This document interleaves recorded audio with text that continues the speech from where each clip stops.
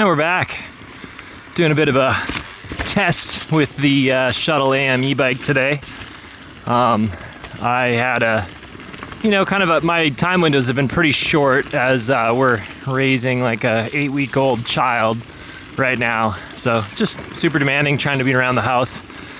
And anyway, I get these little ride windows.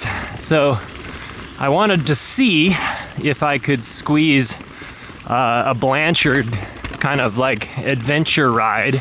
Blanchard is a state forest south of Bellingham, into like a 2-hour window, because I think it's like 25 minutes of driving probably for me. But this lap that I'm about to do would usually take like, I think it's like 3 hours of just pedaling. It's a lot to like squeeze in when you don't have any time. That's like 4 hours of time plus bike prep. Takes forever to like go for a proper ride sometimes. Then if you add like friends into that mix, it could be like 4 or 5 hours, which I wish I had the time for that. So anyway, we're gonna see how fast we can do this lap on this e-bike. Off to a pretty good start. This is like a hike-a-bike section to the top of the trail. It's so crazy still to me that this trail is sanctioned. This trail kind of went in as an unsanctioned trail and then was adopted kind of Canadian style. Oh man, I'm fired up that I can climb all this on the bike. That saves some time. I went through and adjusted the power levels since my last ride. And the green, like the easiest power mode, was set up to access full torque. So I was like, okay, I gotta change that. It seems a little ridiculous. So, not a huge fan of the stock programming. Whew. We are just going straight up this ridge. Once again, I'm kind of stoked that I can wear like a full-size rain jacket without just becoming a sauna, since I don't know if it's just the extra speed and wind from the e-bike or it's simply the power, but I'm breathing hard. Tell you what, still getting somewhat of a workout. I've been breathing hard a few times up this climb. Oh my gosh. Okay, yeah. So that only took me 25 minutes to get up here in like a mid-half power mode, and I had to break out the camera. That is wild. Holy buckets. One thing that certainly gives me pause with the e-bike is just the fact that that motor could kick in and just like, oh gosh, yeah. Don't feel super comfortable floating this bike over all this weirdness yet. Yee. Like when you're kind of shimmying over a rock or something, it feels like that motor could spin the rear wheel and just mess you up. So I think when I remember to, I'll just set it for low power mode. Yay! Now the weight from this big bike definitely pushing its way through stuff. Look at the fog over here.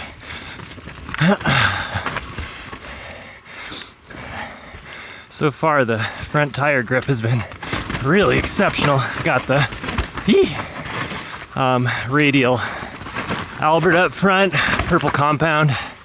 Just go kind of slow down some of this stuff because it gets pretty rowdy down here. Take a straight line. This trail in the wet is decently full on. Oh wow, that part got a little easier actually, but I just felt like I should come into that a little bit slower, give myself some room, because in the past there's just been some insane routes in there. This is a pretty rocky, bumpy trail. One of the, like most of Bellingham is these just really soft, kind of greasier loamers. And this trail just has like a lot of living rock and loose rock. So very unique. You can probably hear my voice shaking as I'm punching into all this stuff. So somehow I screwed up the mount on my rear derailleur, and it's like swinging forward. So I gotta fix that. It's like we busted through the mist, cleared up again. Really thankful it's not rainy today. Bit of a rock roll right there with like a strangely harsh G out at the bottom. Always looks like it's gonna be kind of smoother than it is. Some good little pedaling in this trail. I gotta say this bike feels fairly settled and happy on this trail so far. And this is a pretty technical, kind of full-on trail, especially in the wet. This is definitely one of those trails that gets harder in the wet. And honestly, I feel fairly planted, which is a high remark. Hopefully, maybe this trail is just getting more ridden, and then there's less like moss growing on everything. Yeah, it's like when this trail is dry, you can hit it with quite a bit faster speed. It does kind of open up towards the bottom of the trail, but this part's more technical and rooty, rocky, a little weirder.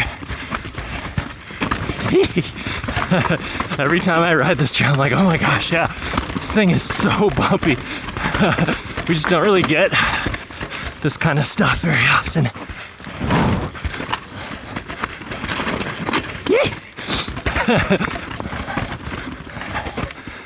Feeling perhaps a bit less agile on this bike. Oh yeah, I talked about that before, but like when man, my heart rate's up. I think this bike is a lot more weight to push around, but I've noticed that the e-bike on super rider input intensive trails suffers for me. I'm sure I could just like pack on some muscle, but definitely harder than the lightweight standard enduro bike. So I just wanted to check out this roll.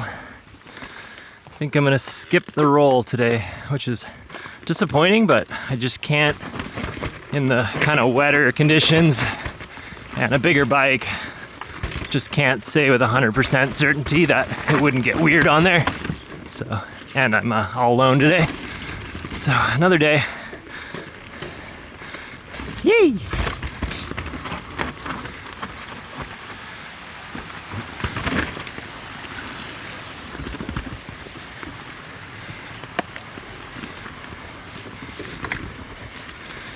A bit of a drop off here to the left. Phew! Felt like a cloud on this bike. This is where the trail kind of picks up speed. Gets a little bit more wide open. Oh, man, I shouldn't have screwed up this derailleur placement. That was really not helping my day here. So I pulled the front wheel off. Oh, nice. Okay, I can break it free with the amount of leverage I've got on here. Thank goodness. I think I just have to get this silver piece back, which is kind of like the stop for the derailleur. I'm sure you guys can comment in the comments. I honestly haven't completely wrapped my mind around setting up these transmission type derailleurs yet. The T-types. I should really just dedicate the time to watch the video again and try to remember what's going on with that. It's possible that the rear axle like plays into this. Well, looks better. That is gonna eat into my time budget. I swear I'm a oh gosh. The ground put it in red mode. Good thing I didn't rip off my fingers. Yeah, you're supposed to turn the motor off before you work on those. Yeah, should have done that. I swear I'm like a decent home mechanic, but just haven't done enough, or like I guess I just kind of forget how to set up those transmission derailleurs. Really know my way around the old mechanical ones. Seems to be shifting better. Yeah, it's like you clamp it to the frame, which kind of sets the sort of B tension or whatever you want to call it. Rookie move. Losing time. Oh yeah, this is where the trail just opens up. Love it. Tight corner here. Gosh, yeah, these brakes are so decent for just being the standard Ice Tech 200 3mm rotors. Yeah, it's kind of nice when on an e-bike when you can just lean back and enjoy the trail. You don't have to do as much rider input, because the rider input really toasts you on the heavier bikes. Like, it's a proper workout. I can't believe how hard I was breathing down that. That's such a crazy pinch point right there.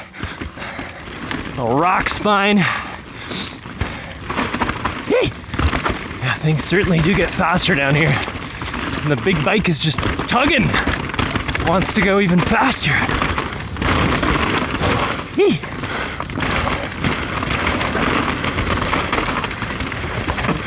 Tight little right-hander. Little flat off camber corner to keep you honest.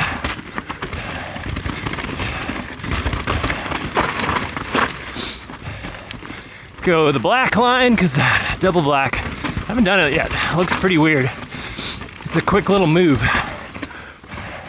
Woo! Front wheel broke free there on that nice little off camber 90 corner. That's probably slick.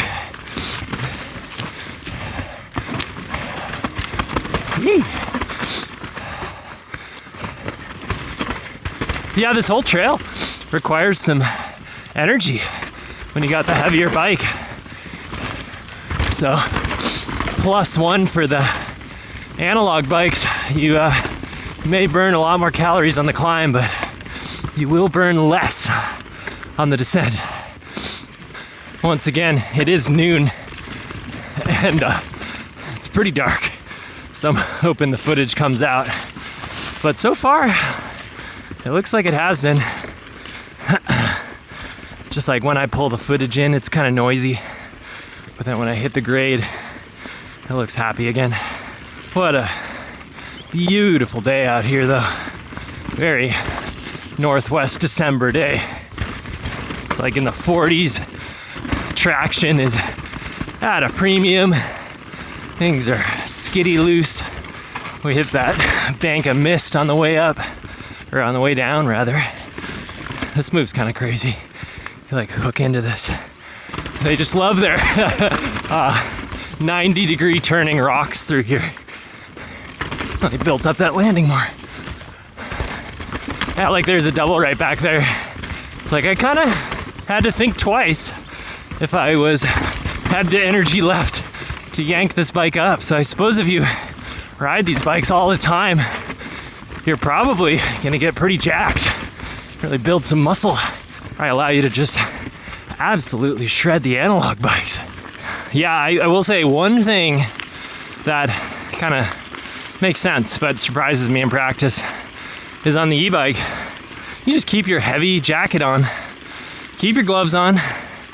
Like for me, I would sweat all that stuff out. It doesn't matter the time of year because I'd be working so hard on the climb. But with the e-bike, just leave it on. It's pretty sweet. It's kind of it's an interesting thing. I'm developing a system. Well, I've got the lower modes set much lower as far as torque on the app now, and then I got like the red and purple set pretty high. But I made them all stair step up in power. But it's interesting when you get, there I go breathing, that's my point. When you get to a road climb, it's so wide open, you can hit full power and still get a dang good workout once you have like the space to hit peak motor torque and then peak personal torque. Nice little view up here now that they've logged it all. All right, at the top of Rick rolled. I always find it pretty funny to like halfway through an e-bike ride, like kill the motor. And you just feel how hard it is without the motor, because the motor just like desensitizes you. Yay! This trail has gotten kind of, or I guess it's always been kind of wild, but yeah, these two trails like represent some of the more technical, kind of like bumpy riding in the Bellingham area.